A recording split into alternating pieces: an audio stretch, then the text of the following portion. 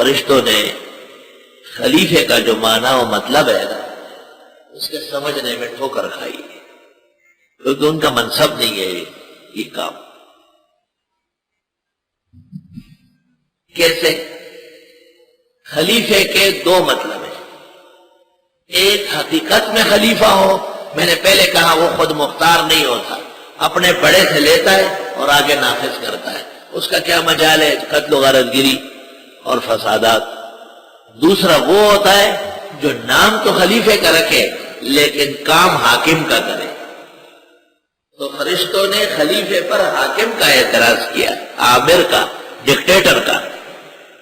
اس لیے مولانا مفتی محمود صاحب فرماتے تھے کہ فرشتوں کی نظر چوک گئی تھی اور انہوں نے آدم علیہ السلام کی خلافت پر جو اعتراض کیا، یہ اس زمانے کے انبیاء و مرسلین اور ہمارے پیغمبر کے خلفائے راشدین پر یہ اعتراض منطبق نہیں ہے۔ حق تعالیٰ اس لیے غصے ہو گئے۔ لیکن کیا فرشتوں کا یہ کہنا بالکل ہی بیہودہ ہے کہ وہ ہمارے حکمران کیا کر رہا ہے؟ آج جو نئی حکومت آئی ہے کیا پہلی حکومت سے زیادہ قتل و غارت گری پر نہیں اتری ہے؟ کیا انہوں نے ایسے لوگوں کو لگام ڈھیلے نہیں کیے، اختیارات نہیں دیے جن کے لبوں پر انسانوں کا خون پڑا ہوا ہے؟ کیا وہ ہر موقع پہ دھمکی دے کے کہتے نہیں ہیں کہ ہم چند لمحوں میں شہر ٹھیک کر دیں؟ حاکم کو جب پتہ چلے کہ یہ خود ظالم ہے، وہ اس کے ساتھ کیسے معاہدہ کرتا ہے؟ تو فرشتوں کی نظر خلیفے پر اعتراض کرتے ہوئے حضرت آدم سے محمد رسول اللہ صلی اللہ علیہ وسلم تک، یا ابو بکر صدیق سے عمر ابن عبدالعزیز، اور بعد کے شہاب الدین غوری، محمود غزنوی، عالمگیر محی الدین پر یہ نظر تو غلط واقع ہو گئی۔ ان کے دربار میں ایسا جملہ کہنا کہ تجعل فیہا من یفسد فیہا ویسفک الدماء یہ موضوع نہیں ہے۔ لیکن درمیان میں ایسے حکمران و حاکم وقتاً فوقتاً نمودار ہوئے ہیں جو روئے زمین کے خون خراب ہے اور فسادات کے باعث بنے ہیں، آج بھی ہے اور پہلے بھی رہے۔ اس لیے فرشتوں کی بات بے محل نہیں ہے، لیکن انہوں نے جس محل کا پہلے انتخاب کیا پاک مخلوق ہونے کی وجہ سے، اس میں ان سے غلطی ہو گئی ہے۔ لیکن ان کا کہنا بالکل بیکار بھی نہیں ہے، ایسے مفسدین حکمران آنے والے تھے جن پر فرشتوں کا یہ اعتراض صحیح ہے کہ تجعل فیہا من یفسد فیہا ویسفک الدماء وَنَحْنُ نُسَبِّحُ بِحَمْدِكَ وَنُقَدِّسُ لَكَ، ہم آپ کی تسبیح کرتے ہیں، حمد کرتے ہیں اور تقدیس بھی کرتے ہیں۔ حضرت عمر رضی اللہ تعالیٰ عنہ نے عہدوں کے لیے جو انتخاب کیا تھا اس میں صلاحیتوں کا تجسس کیا۔ فتح الباری میں ہے، کتاب الاحکام میں، ذرا باتیں سمجھا کرو جو اتنی تکلیف کر کے آئے۔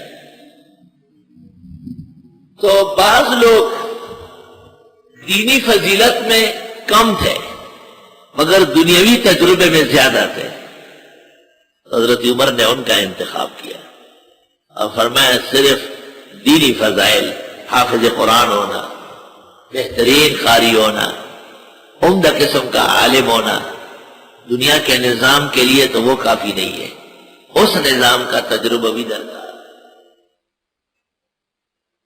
مولانا مفتی محمود صاحب رحمت اللہ علیہ جب صوبہ سرحد کے وزیر اعلیٰ تھے، آپ نے ایک موقع پر کہا کہ مشکل دو طرح پیش آ گئی، میری خواہش ہے کہ عالموں کو رکھو عہدوں پر، وہ کچھ جانتے نہیں، سارے اختیارات ان کے سیکرٹری کے پاس جمع،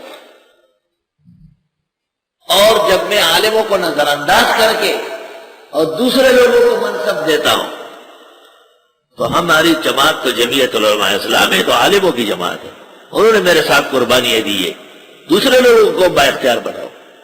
تو فرمایا مشکلات کا شکار حضرت الاستاذ مولانا یوسف بن نوری کو کہا کاش کہ اس وقت مولانا مفتی محمود کو فتح الباری کی یہ جگہ دکھائی جائے۔ حضرت عمر رضی اللہ تعالیٰ عنہ نے اپنے دور میں عہدوں کے لیے ان لوگوں کا انتخاب کیا جو ان عہدوں کے شناسات ہیں، اور اس میں بڑے بڑے جلیل القدر صحابہ کا انہوں نے نظر انداز کیا۔ یہ کہہ کر کہ ان سے کام ہوگا نہیں. لا الہ الا اللہ. آئی سمجھ.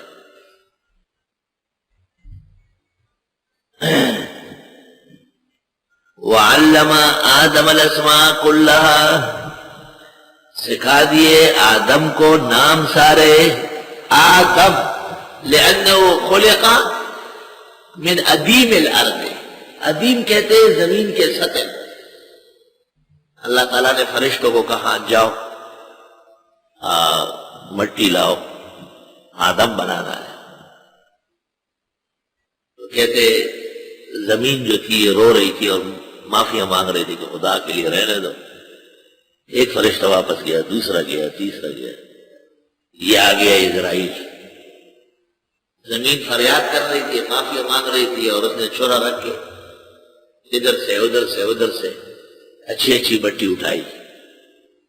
حق تعالیٰ نے کہا زمین کیا کر رہی تھی؟ کہ بہت رو رہی تھی. تجھے ترس نہیں ہے؟ کہا نہ.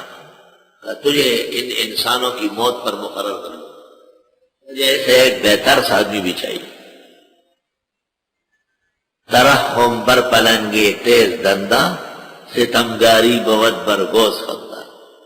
روح المانی میں لکھا ہے اور لوگوں نے بھی لکھا ہے.